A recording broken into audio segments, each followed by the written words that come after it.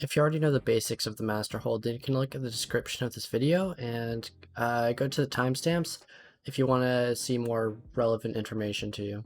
Otherwise, stick around and I'll explain the basics. This master hold is a super common strategy, but there's a lot of variation in it that I will be getting into later. But first, the only really universal thing about this hold is that you're going to have one person in closet. Other than that, everything else is different on ADSs, who plays closet, rotations, reinforcements, etc. This is a very effective strategy because it forces the attackers to use a lot of utility and they can't really get a good step into the building because they have to come in through windows only, and the defenders can pretty much watch all of those windows.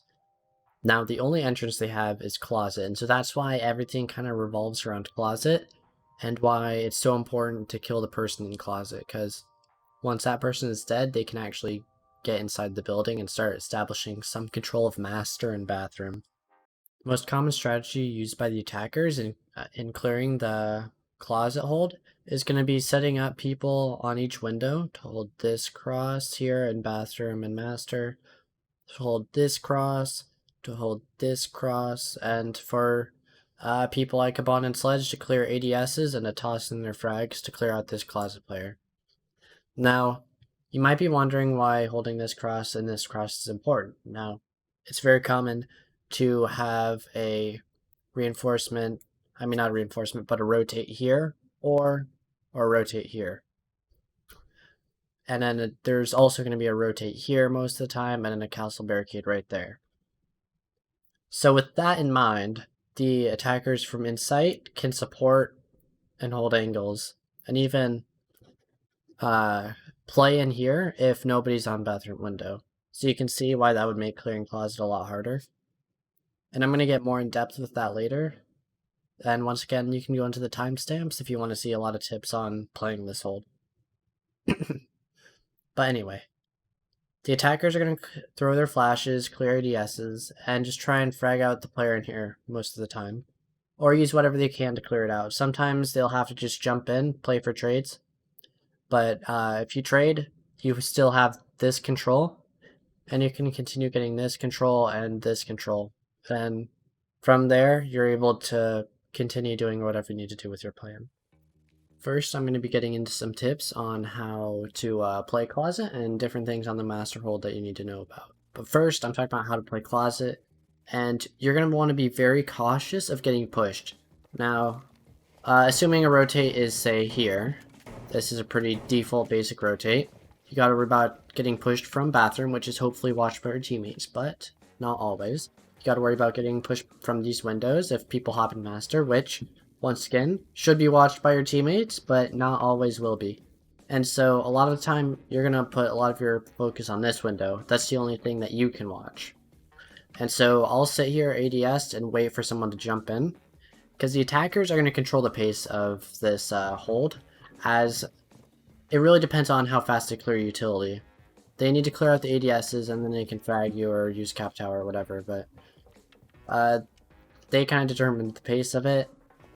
A good team is going to be able to lock you in closets, so there's not really much you can do besides try and stay alive and waste time. That means listening for nades, trying to move around and trying to, I don't know. It's a lot of in-the-moment thinking, and you have to figure out what the best decision is for staying alive in that moment. But sometimes people get off your closet window temporarily, and when you do this, you can get aggressive.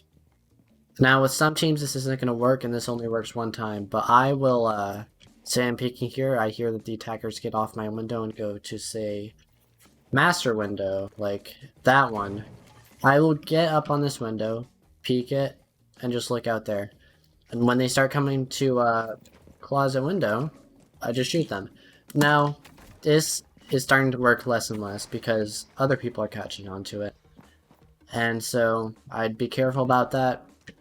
And so even I and a lot of other people will watch this window as they start coming to it so that they don't get picked off like that. You may have noticed two things, that some teams will put a rotate here in the middle, and other teams will put a rotate here on the side. Now, putting the rotate on the side like this is much more common. The reasoning for this is because This hole right here in the middle is for a more specific strategy that some teams might not want to dedicate this utility to. And when you have the rotate on the side here, the closet player has more space to move around. As from the window, they get lines of sight onto this general area here. And when leaving closet, it's also safer for the closet player. Assuming that nobody's on this window, of course. And when you compare it to this rotate, it's obviously a lot more dangerous. But for this rotate, obviously you can see this window. So now if you place the shield here, this is the strategy. You put a shield here, and now you can watch the closet window from bathroom, and you would also be able to watch it from closet, where the closet player is. Now this makes it much harder to push into closet, and this is also why not every team does it. It takes more utility to do the strategy, but it pretty much ensures that you can get the refrag on the closet player if they die by, say, people hopping inside. With this rotate here, it's not as easy to get that refrag, but it can be done. Overall, I think this strategy is stronger with the deployable shield set up here, and even without the deployable shield, you can put the rotate in the middle and still use it very well. And so I like this strategy more, but it's really preference. They both have their advantages. You might have noticed that a lot of teams have a rotate in this triple wall, specifically on this side all the time. The purpose of this is that you can create angles into closet, into master, and this stops the attackers from being able to just jump in master and frag out the closet player. Because the defenders can get angles from statuary, they can go all the way back to benches, get angles on the closet, they can get angles from a lot of places, of course, and so you can see how this would make it a lot harder to push into master. If you look at it from the attacker's perspective, pushing into here is a lot more difficult. Now also, this gives benefits to the closet player, as many teams will start with an aviator side clear, followed with a master take. The closet player can hold angles through this rotate and into statuary. I know this open window probably looks concerning to most of you, which is why castle is a must pick on the site if you're doing a master hold. Closing this window is a pretty standard thing done by most teams, as you can walk in this rotate safely and play in this area if nobody's on bathroom window, but even if they are in bathroom window, you still have this area. And so this gives a lot more flexibility to the defenders, and it eats utility to, say, use utility onto this barricade. And they can't use Hibana pellets either, because the closet player would be able to shoot it. So they have to use Ash or Zofia, which they would otherwise use on like a shield or something, right? Now, other than that, you could see some people put barricades on this side, but it is less common. The only idea is to deny this angle that looks from through this arch onto the south master window. This slight angle here, but other than that, the barricade does not have much use here.